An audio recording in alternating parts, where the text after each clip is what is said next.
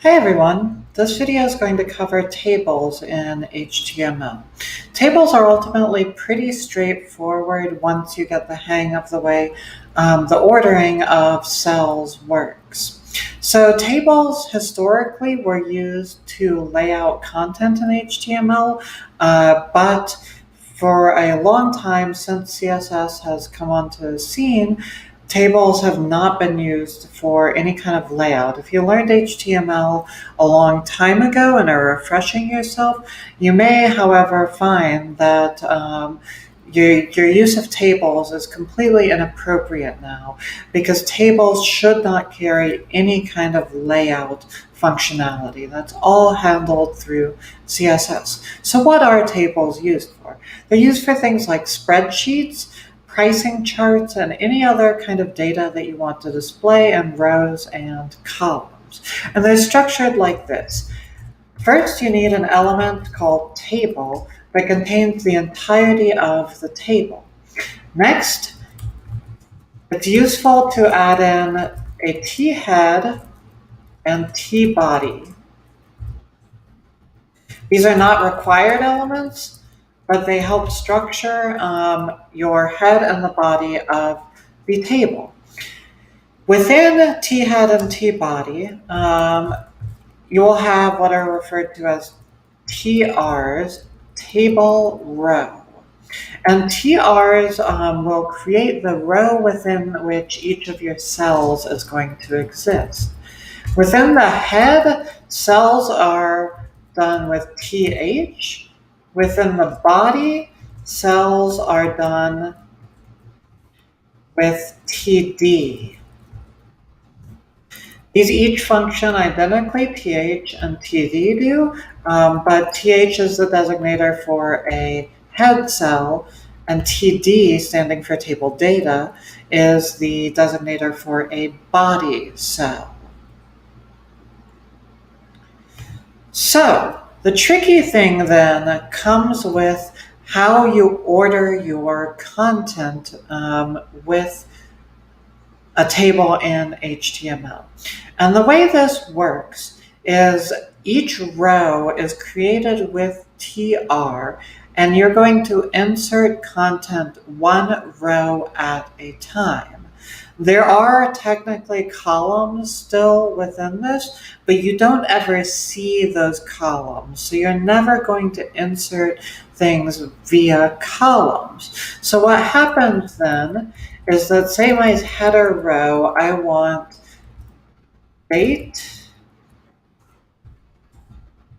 time, and location. These are the three items that are going to appear in my header row. And then my first row is going to be, let's say, January 30th at 2 o'clock p.m.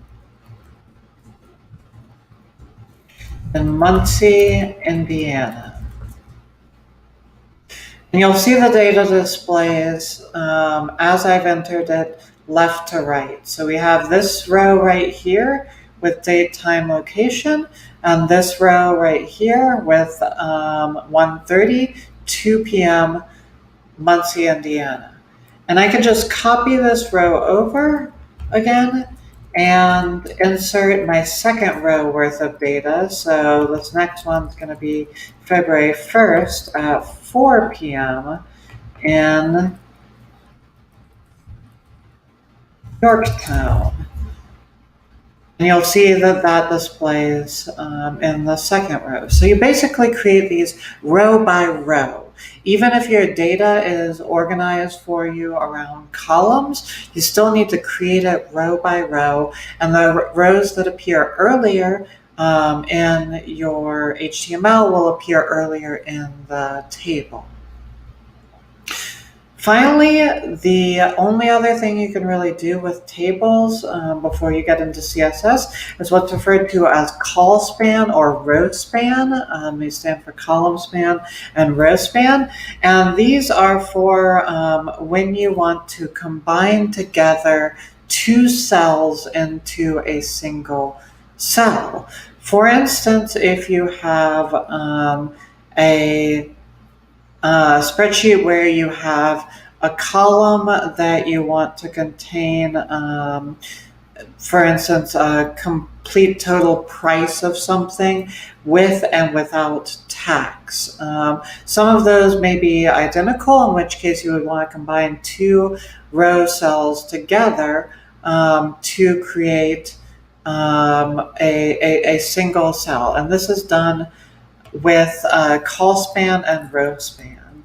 So these are attributes that you can add on to any TH or TD, and you specify either call span to combine into multiple columns, or row span to combine into multiple rows, and then an integer number, so 2 or 1 or 3. 1 is the default value, so there's no need to ever specify 1, but 2, 3, 4, etc.